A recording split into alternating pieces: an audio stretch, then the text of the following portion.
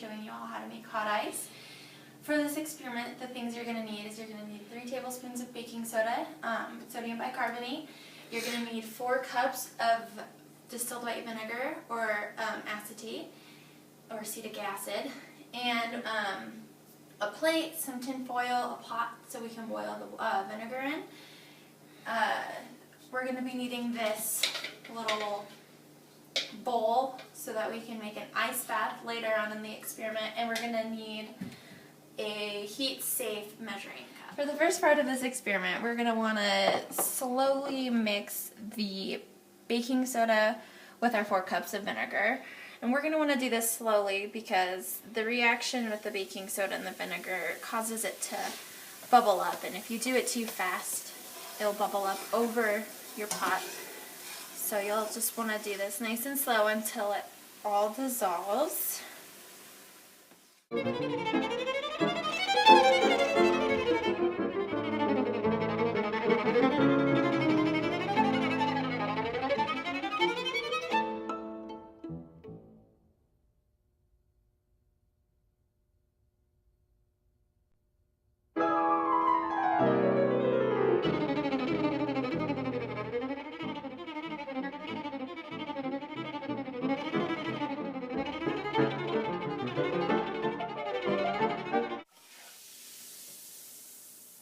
Okay, so once it's all dissolved, you're going to want to make sure that your solution is completely clear like water, and if it's not, just add more vinegar.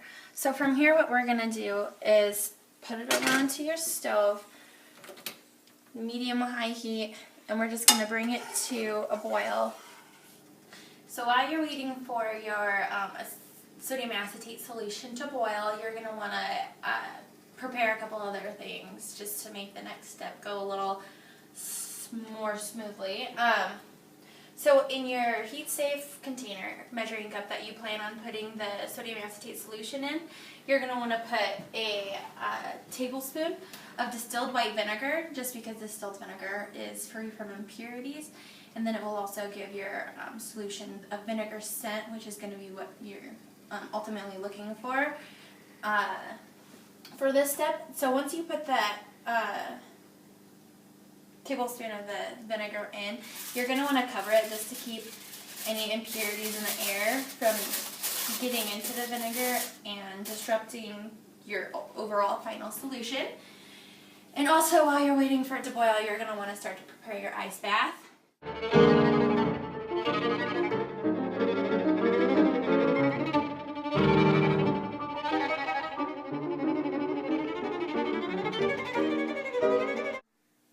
So once you've boiled your solution for about 30 minutes to an hour, just till it's 90% of what it was, you're going to start to see this white film form on the edge. You're going to want to remove some of that, because that's going to be our sodium acetate seed that we're going to need later on in the experiment. And so you'll start to see this film form on top.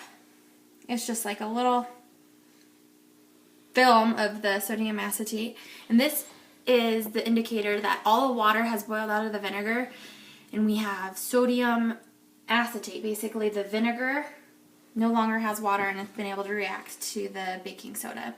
So from here, you're going to want to immediately remove it from the heat once you see this film start to form, and you're going to pour it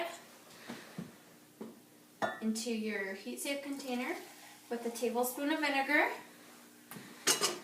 And you're going to just stir it to dissolve any of the chunks from the top.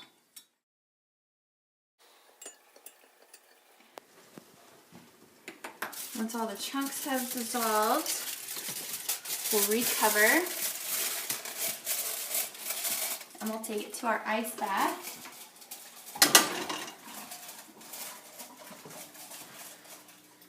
And we'll let it sit in the ice bath for 15 to 20 minutes, just until the solution has cooled to about room temperature, because basically what we're doing is we're supercooling the solution, because the solution has a freezing point of room temperature. And once you supercool the solution, any disturbance in the solution will cause it to form hot ice. So now we see that our solution is liquid. It's starting to prematurely become solid because I did accidentally bump it, and since it's super cold, that disturbance made it prematurely freeze. I threw my solid sodium acetate in anyways, just to speed up the solution and to show what should be happening at this step. So because this reaction is exothermic, the ice essentially is giving off heat. Thus, that's why they call it hot ice. So now we've learned how to make hot ice. And so a couple of important things to remember when you're conducting this experiment is to make sure that you remove your solution from heat as soon as you start to see that film, because if you don't remove it quick enough, you're going to overcook it and essentially your experiment won't work. Another thing to remember is when you are taking it away and pouring it into your heat-safe glass, you're going to want to make sure you do use that vinegar to dissolve all solids in there. And if not all of the solids are dissolved, just keep adding a little more vinegar until all those solids are dissolved, and then that's when you'll throw into your ice bath. And then from there, you're just going to want to throw one of your chunks that you've saved directly into the solution as to not disturb it yourself. So that's how you make hot ice. Thanks for watching.